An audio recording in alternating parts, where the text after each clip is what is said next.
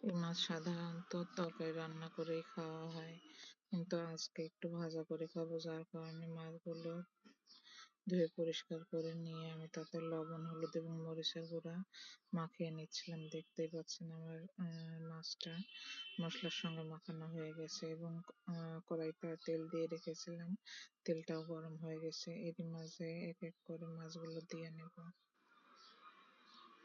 আপনারা এই মাছ কোথায় কে কিভাবে রান্না করে খান অবশ্যই জানাবেন।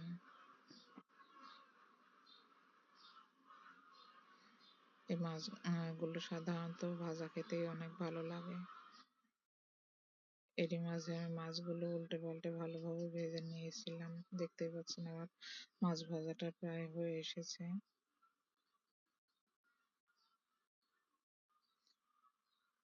আজকে এই মাছগুলো শুধুমাত্র খালি খাওয়ার জন্য ভাজা করলাম। কেমন হয়েছে